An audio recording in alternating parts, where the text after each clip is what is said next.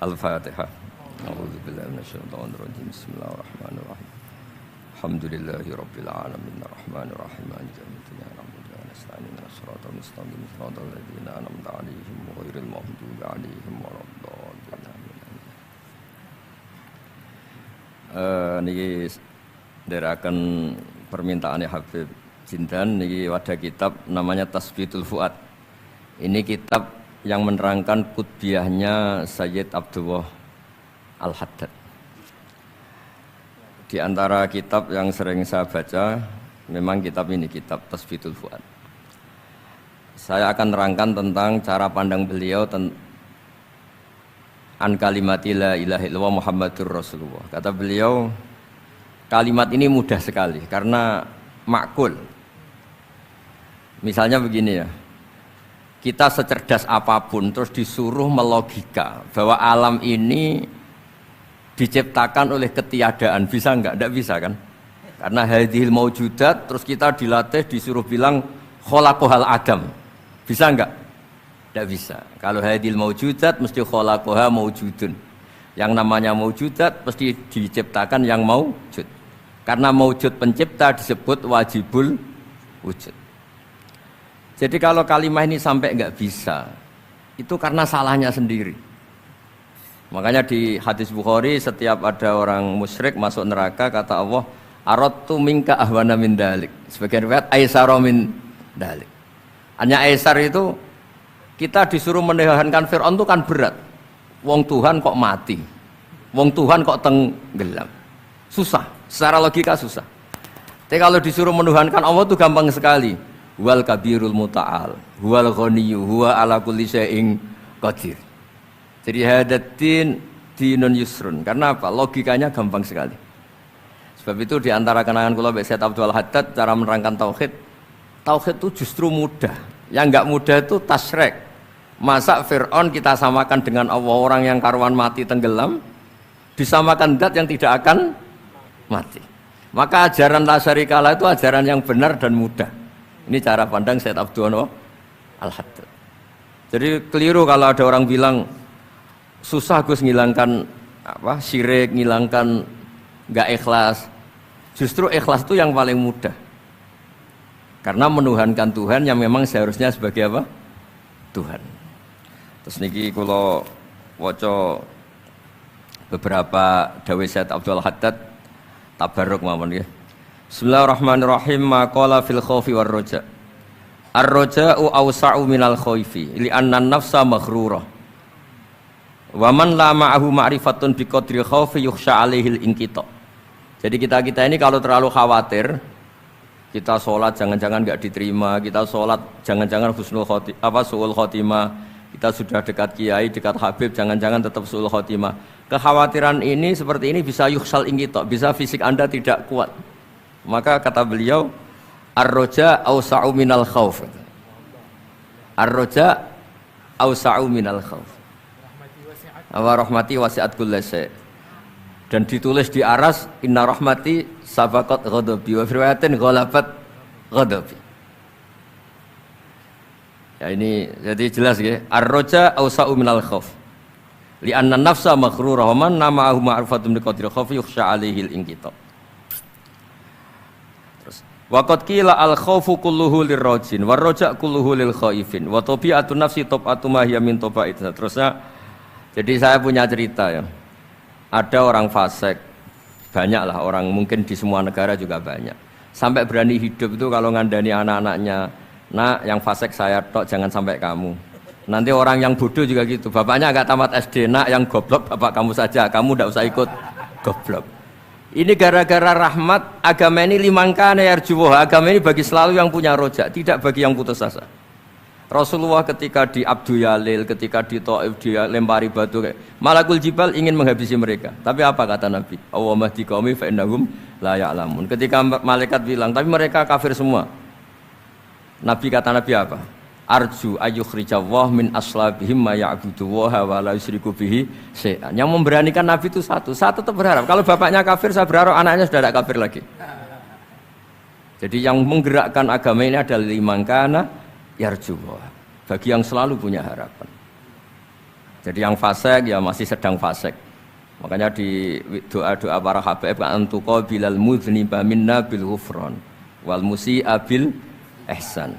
Ada satu tafsir yang menafsiri ruhama bainahum yat'u salihum li taliqihim wa taliquhum li salihihim. Jadi enaklah beragama ini nah. Karena kata beliau ar-raja ausa'u minal khauf. Ini ngoten kula kepen ngaji Habib Jinder malah saya ngaji gimana ini kalau. Sudah cukup Habib Novel ya? Sudah. Ayo Habib Salim sekarang. Salim.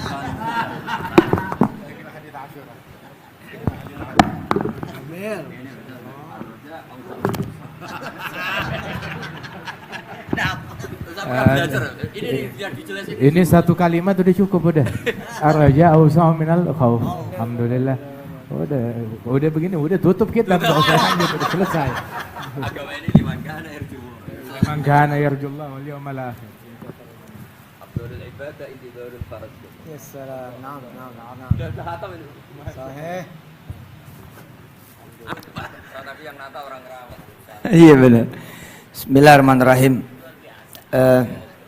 Saya berterima kasih sama Habib Jindan tentang ngamalin sholat sunnah awabin. Kita kalau ngelihat pahala yang disampaikan Habib Jindan tentang sholat sunnah awabin itu Masya Allah setara dengan ibadah 12 tahun. Allahu Akbar. Itu dialog Habib Jindan sama Habib Novel. Dan sejak itu alhamdulillah saya dengan izin Allah menghidupkan kembali apa yang didawamkan oleh guru-guru kami dan orang-orang tua kami di Al-Mansuriyah. Dan kalau kita lihat kan pahala puasa Asyura ngapus tahun. Nah kalau awabin 12 tahun, Masya Allah, itu luar biasa. Saya kira cukup biar ke bagian yang lain. Oh, udah kejauhan maghrib. Ya Anda bilang sejak dapat dari Habib Jindan soal awabin itu hidup lagi itu awabin 6 rakaat. Bahkan beliau bilang kalau kita udah beres ba'diyah maghrib ya tinggal nambah 4 aja. Masya Allah. Bahkan di satu hadis yang lain 50 tahun. Saya sering bercanda sama Jamil, Mil, ini Lailatul Qadar 83 tahun. Jadi kalau kita 7 kali awabin menurut Habib Jindan 84 tahun, lebih setahun. 83 ini 84, Masya Allah. Ya, saya nggak punya kata-kata lagi, Bib, cukup ya. Iya, alhamdulillah. Ini Ustadz Yusuf mengutip dari hadis Rasul sallallahu alaihi wasallam, man shalla 6 rakaat bainal maghrib wal isya la yatakallam bainahunna bi kalami dunya ya'dilna ibadah 12 sana. Itu yang salat 6 rakaat antara maghrib dan isya enggak diselingi dengan omongan duniawi, itu 6 rakaat pahalanya seperti 12 tahun. Alhamdulillah diamalkan, dipraktekkan sebagaimana beliau udah dapat dari guru-gurunya sebelumnya. Nah, tapi ada tambahan lagi nih sekarang Ustadz. Nah, kita nggak tahu kapan itu Lailatul Qadar disembunyikan oleh Allah Ta'ala. Tapi kita bisa Lailatul Qadar cuma di bulan Ramadan doang. Tapi kita bisa dapat testernya. Nah, kayak minyak wangi itu ada testernya. Nah, Lailatul Qadar juga ada testernya. Kapan? Mesti nunggu Ramadan? Enggak, nunggu Isya aja. Itu Nabi bilang dalam hadis, 4 rakaat ba'dal Isya kamithlihinna min Lailatul Qadar. 4 rakaat, salat sunnah 4 rakaat sehabis Isya, pahalanya seperti 4 rakaat di malam Lailatul Qadar. Lailatul Qadar khairun min alfi syahr. 1 bulan 30 hari. Kalau Lailatul Qadar 1 malamnya itu seperti 1000 bulan. Berarti 30.000 hari. Nah itu 1 rakaat di malam Lailatul Qadar seperti 30.000 rakaat di malam-malam biasa. Jadi kalau 4 rakaat seperti 120.000 rakaat. Nah ini 4 rakaat boleh diniatkan nafil mutlak. Nafil mutlak. Biasanya mereka tuh habis lain ba'diyah isya 2 rakaat, terus yang 4 rakaat ini bisa diniatkan nafil mutlak ataupun juga bisa diniatkan witir. Biasanya mereka sekalian niat sholat hajat, sholat hifid minal ma'asi, kemudian juga sholat taubat kepada Allah Ta'ala sebelum tidur, gitu. Kemudian juga atau juga bisa diniatkan sholat witir 4 rakaat sekaligus. Subhanallah, 4 rakaat di sehabis isya, seperti 4 rakaat di malam Lailatul Qadar. Di antara amalan yang selalu kita lihat min Syekhina Al-Habib Umar, ini hadis juga kita dengar dari beliau, kita dapatkan dari beliau secara nassan wa tatbiqan. Nasnya kita dapat, kemudian prakteknya depan mata, bertahun-tahun kita lihat Habib Umar ngerjain itu. benar. Sehabis isya beliau sholat 2 rakaat. 2 rakaat ba'diyah. Ba'diyahnya itu dengan metode yang dipakai al-Imam Al-Allamah Mufti Diyar Hadramiyah Al-Habib Abdurrahman bin Muhammad Al-Mashhur, sahib Bughya Mustarsyidin. Ada Imam Abdurrahman Mashhur, lebih dari 35 tahun, hampir 40 tahun. Salat ba'diyah isya, rakaat pertama setelah Fatihah membaca surat Alif Lam Mim Sajdah full. Rakaat kedua membaca surat Tabarak. Wal Habib Umar yang kita lihat selama yang kita kenal itu ba'diyah isyanya ya begitu. Ya, seperti itu. Pakai rakaat pertama sehabis Fatihah Alif Lam Mim Sajdah, rakaat kedua Tabarak. Wal Habib Abdurrahman Mashhur kakeknya Habib Umar. Kakeknya Al Habib Umar dari neneknya beliau. Ya, sebab Al Habib Salim bin Hafidh menikah dengan putrinya Al Habib Ali Al-Mashhur bin Al Habib Ali bin Abdurrahman bin Muhammad Al-Mashhur, Mufti Diyar Hadramiyah. Kemudian juga setelah dua rakaat itu baru beliau tambah sholat 4 rakaat. 4 rakaat yang sama seperti 4 rakaat di malam Lailatul Qadar. Masya Allah, ini kita pulang dari sini dapatnya banyak banget insya Allah.